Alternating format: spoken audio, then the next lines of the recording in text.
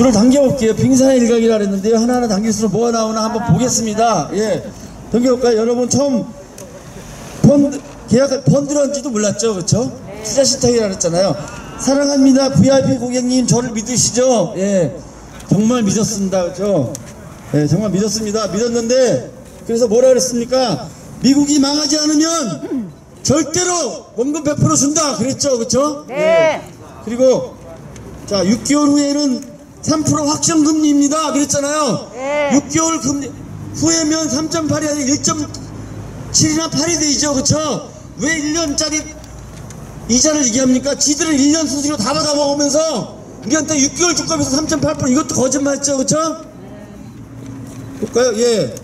후행지수 2년 6개월은 안전해 그랬어요. 근데 후행지수 6개월이 아니라 가입한 지 4개월 만에 중단시켜버렸잖아요, 그렇죠? 여기 그런 펀드 아닙니까, 그렇죠?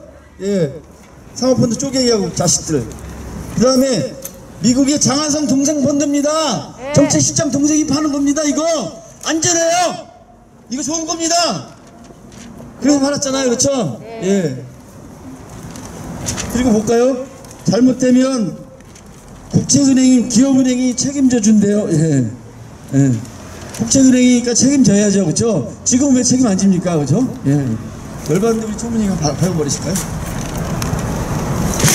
잘했습니다. 잘하시죠? 박수 한번 쳐주십시오. 예. 하나한테 한번 터뜨리고 가자고요. 예. 그 다음에 뭐라 그랬습니까? 일반 예금하고 똑같다. 어머니 똑같아요. 걱정하지 마세요. 안전해요. 위험은 무시해도 돼요. 이렇게 얘기했죠, 그렇죠? 네. 네.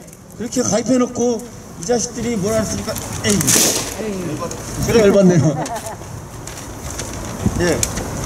그 다음에 지금 기업은행이 어떤 짓을 했습니까, 여러분? 결국은 이 상품으로 철수의 길에 올랐던 WM 사업본부장 자르지도 않고요. 임금 피크로 안전하게 따뜻한 밥 먹고 살고 있습니다. 그리고 이 펀드를 같이 판매하려고 설계 제조했던 김홍현 팀장 잘 키워주고 있죠. 그렇죠? 기업은행이 잘 키워서 진급시키려고 하는 것 같습니다. 예.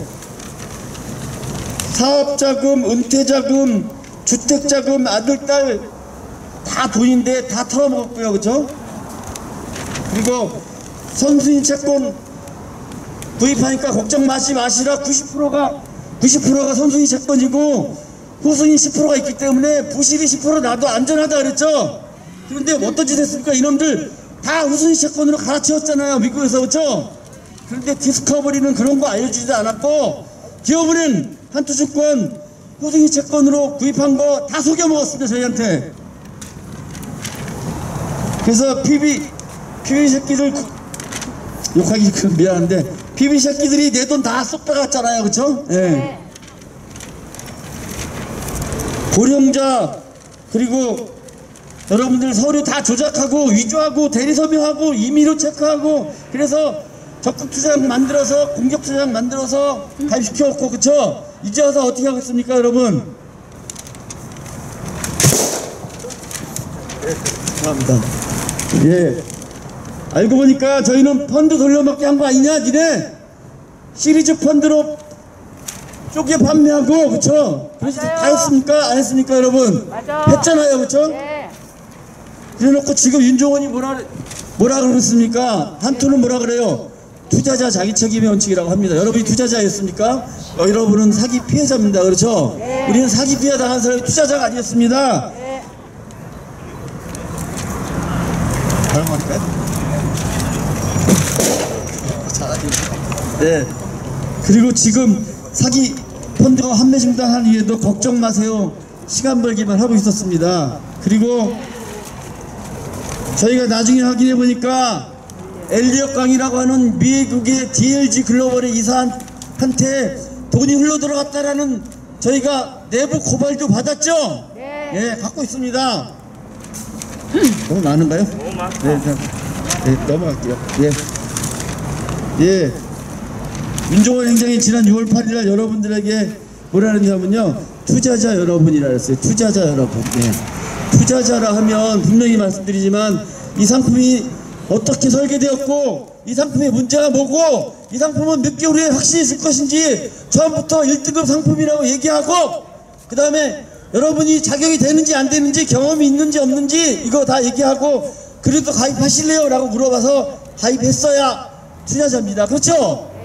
그런데 그런 거 절차 생략해놓고 투자자 여러분 하는 것은 여러분들 기망하고요, 사기치는 거고 우롱하는 것입니다. 맞지 않습니까? 예. 네, 뭐 금감원 늦장 검사하고 있고요. 너무 길어서 넘어가겠습니다. 예, 넘어갈까요?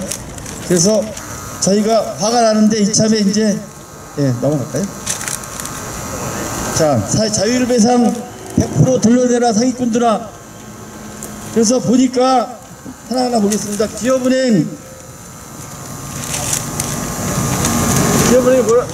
뭐라 그러냐면요, 국채은행, 기업은행, 기업이 살아야 나라가 산다 그랬죠?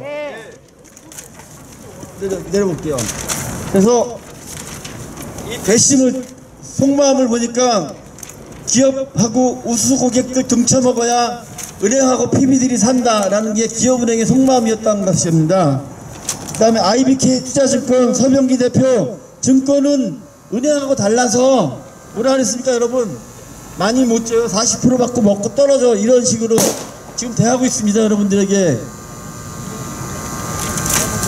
한국투자증권 트루프렌드래요. 그렇죠?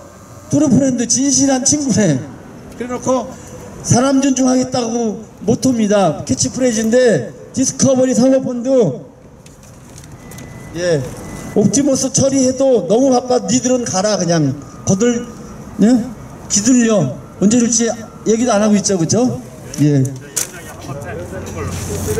한번 퍼포먼스로 하나, 둘, 셋. 자, 빵. 좀 밟아주고 때려주십시오. 예. 네, 밟아주시고 때려주십시오. 밟아버리고요. 아니 그냥 우리 이렇게 야구방망이를 때려버려. 하나 둘 셋. 이렇게 때려주세요. 이렇게 때리는 모습, 때리는 모습을 포토 타임을 만들어요. 네, 반갑습니다. 금융정의연대 법률지원단장 신장식 변호사입니다. 금감원 측에서 분쟁조정국 부국장부터 시작을 해서 또 은행 검사국, 그 다음에 특수은행 검사국, 그 다음에 증권사를 검사하는 검사국, 담당 수석 조사역, 검사역들이 다 참석을 했고요.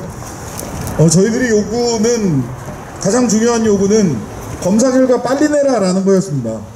왜냐하면 이 절차가 검사 결과가 나오고 그런 다음에 그 검사 결과에 따라서 이게 형사처벌로 갈 건지 아니면은 분쟁조정 내지는 민사소송으로 갈 건지 이런 부분들이 방향이 결정되기 때문에, 그러니까 그쪽에 법적 책임이 금융감독원에서 검사했을 때 검사 결과에 따라서 그쪽의 책임 소재가 어디에 얼만큼 있는지를 우리가 가늠해 볼 수 있어요. 물론 그게 확정적인 건 아닙니다. 법정에 가서 확정될 수도 있고 금감원에서 다시 분쟁조정 과정에서도 확정될 수 있겠지만, 어쨌든 검사 결과가 나오는 것이 가장 중요하다라는 부분들을 요구를 했고, 근데 여전히 뚜렷한 답변을 하지는 못해요. 그러니까 언제 나온다, 11월 달에 나온다, 12월 달에 나온다, 내년 1월 달에 나온다 라고 하는 식의 뚜렷한 답변을 하지 못하고 있습니다. 그래서 그 부분에 대해서 매우 강력하게 항의를 했고, 빠르게 최대한 나와야 된다.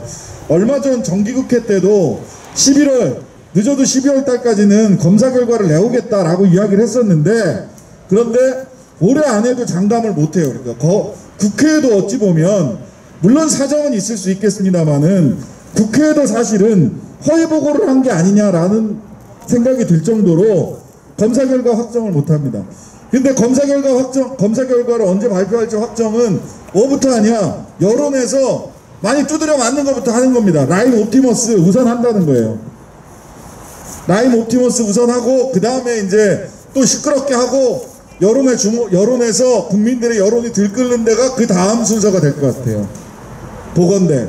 그럼 우리는 어떻게 해야 되느냐? 오늘 이렇게 금감원에 와서 간담회도 하고 집회도 하는 것처럼 여전히 답답하고 힘들지만 사회적인 여론, 이거 디스커버리 문제, 기업은행에서든 한투에서든 어디서 팔았든 간에 디스커버리 자산운용에 사기 판매, 자기들도 속았다라고 하는 정도의 사기 판매, 이 부분을 확실하게 조금 더 어렵더라도 여론을 만들어내고 금감원을 조르고 괴롭히고 기업은행과 판매사들을 또 우리 의견을 그쪽에 더 강력하게 전달을 해서 와, 디스커버리 문제 빨리 해결하지 않으면 이거 국민들한테 여론의 질타에 우리 맞아 죽겠다 라고 하는 생각이 들 수 있도록 해야 된다. 요게 이제 첫 번째입니다. 그 다음에 또 검사도 하는 데 있어서 은행이나 판매사들 검사하는 데 있어서 한투같이 증권사들은 디스커버리를 많이 판매한 곳 먼저 하겠다. 기업은행은 검사가 사실 끝났어요. 끝났는데 그 결과를 자산운용사 디스커버리 자산운용과 한꺼번에 다 검사 결과를 종합을 해서 제재를 어떻게 할 거냐, 영업정지를 내릴 건지 누구를 해임하라고 할 건지 이런 제재를 어떻게 할 거냐까지를 적용을 한다. 적용을 해서 한꺼번에 하겠다라고 하는데 다른 작은 판매사들, 판매액이 뭐 판매사 자체가 작은 게 아니라 판매액이 적은 판매사들 같은 경우는 이 검사도 자꾸만 뒤로 늦어지고 있습니다. 이 문제점도 강력하게 이야기를 했어요. 그래서 기업은행 디스커버리뿐만 아니라 한투증권 등 다른 판매사에서 판매한 이 부분에 대해서도 명확하게 의사 전달을 우리가 이렇게 힘들고 이랬을 때 이게 형평에도 맞지 않고 라고 하는 이런 의사 전달을 금감원 쪽에 꾸준히 해야 된다. 판매사 쪽에도 꾸준히 해야 된다 라는 게 하나 있고요. 그 다음에 두 번째로 제가 말씀드렸던 거는 이거 자산실사 다 끝날 때까지 분쟁 조정 못한다 이래버리면 몇 년 걸리죠 우리. 그래서 금감원에서 10월 달에 발표한 게 추정 손실액을 대략 자산실사가 끝나지 않다고 하더라도 소위 추정 손실액을 기준으로 해서 분쟁 조정하겠다라는 걸 발표를 했죠.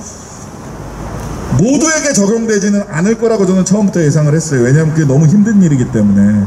근데 적어도 해외 자산실사가 어느 정도 마무리된 디스커버리만큼은 자율 조정을 하건 금감원 분쟁 조정을 하건 간에 추정 손실에 근거한 자율 조정 및 분쟁 조정이 이루어져야 된다라는 부분을 강력하게 말씀을 드렸고, 그렇게 되지 않을 경우에 이 분쟁은 굉장히 격화될 것이다. 장기화되고 격화될 거니까 일하고 욕먹지 말고 제대로 일해서 빠르게 끝내도록 하는 게 좋겠다라는 이야기를 했고요. 그 다음에 말씀드렸던 거는 뭐냐면 디스커버리 펀드는 특수하다. 개인 투자자 중심으로 자율조정, 개인 투자자 기준으로만 자율조정 기준을 세울 것이 아니라 기업은행이라고 하는 특수성, 그리고 디스커버리 펀드의 특수성이라는 것을 반영을 해서 법인 같은 개인, 그리고 법인들이 법인이라는 이유만으로 손해배상률에서 더 낮아지지 않도록 해야 된다. 근데 개인 투자자분들도, 개인 피해자분들도 생각해 보세요. 법인이 높아지면 개인도 따라 더 높아지는 겁니다. 그러니까 이전에 하나은행, 우리은행, DLF처럼 개인을 기준에 두고 법인이 배상 비율이 떨어지는 방식으로 가이드라인이 만들어지면 안 된다. 특수은행 검사국 쪽에 특별히 더 이야기를 했습니다. 특수은행 검사국이 기업은행을 담당하고 있는 데거든요. 산업은행, 기업은행, 뭐 수출입은행 이런 데가 담당하고 있는 곳이에요. 그래서 그쪽에 특별히 더 이야기를 했던 거고요. 그 다음에 하나는 절차적 만족도라고 이야기를 하는데요. 뭐냐면 검사하면서 왜 은행 쪽 얘기만 듣고 자산운용사 쪽 얘기만 듣냐. 피해자들 얘기를 충분히 들어야 된다. 이 이야기를 충분히 듣지 않으면 당신들 일하고 욕먹는다. 우리 피해자들의 이야기를 충분히 들어서 검사를 진행하라라는 이야기를 했고요. 그리고 마지막으로 이 검사 결과가 나오고 제재 방침이 결정된 이후에 다시 한번 자율조정 내지는 금감원 분쟁조정 국면으로 넘어가게 됩니다. 그때 말하자면 자율조정의 가이드라인을 어떻게 만드느냐가 굉장히 중요해집니다. 금감원 분쟁조정 이전에 또는 분쟁조정과 함께 각 판매사별로 어떤 기준을 가지고 아까도 말씀드렸죠. 디스커버리 펀드의 특수성, 기업은행의 특수성에 반영된 분쟁조정 가이드라인이 나와야 된다. 자율조정 가이드라인이 나와야 된다라는 것이고, 이걸 만들기 위해서 분쟁조정, 자율조정 시작하기 전에 다시 한번 간담회를 갖자라고 하는 요구를 했습니다. 이런 부분들이 다 받아들여질 것이냐, 아니면 또 술에 술 탄 듯 물에 물 탄 듯 쓱 사라질 것이냐 하는 것은 결과적으로는 우리가 얼마나 여론 조성을 잘하고 이 디스커버리 문제를 이 정부가, 금감원이 적극적으로 해결하지 않는다면 이거는 정치적으로도, 그리고 금감원의 존립 근거도 우리들의 목소리에 따라서 흔들릴 수 있다 라고 하는 명백한 경고의 메시지를 반복적이고 강력하게, 여러분들 고달프시겠지만 강력하고 반복적으로 할 수 있느냐 없느냐에 달려있다. 물론 그 과정에서 논리적이고 법리적인 대응들은 저희들이 다 합니다. 하지만 궁극적으로는 그쪽에서도 얘기해요. 라임 옵티머스 먼저 할 수밖에 없다. 자기들도 그거 빨리 해결 안 하면 엄청난 질타를 받을 게 뻔하기 때문에 좋다 이거야. 라임 옵티머스 좋아요. 근데 디스커버리는 라임만큼 옵티머스만큼 개인에게 돌아가면 손해가 덜 났습니까? 그런 거 아니지 않습니까? 디스커버리에 빨리 해결하지 않으면 우리나라 정부도 또 정치권도 금감원 자체도 행정부처도 모두 부담을 가질 수밖에 없고, 그 존립 근거를 국민들로부터 질문을 받을 수밖에 없다라는 사실을 더욱더 널리, 더욱더 강력하게 알릴 수 있도록 저도 최선의 노력을 다하겠습니다. 감사합니다.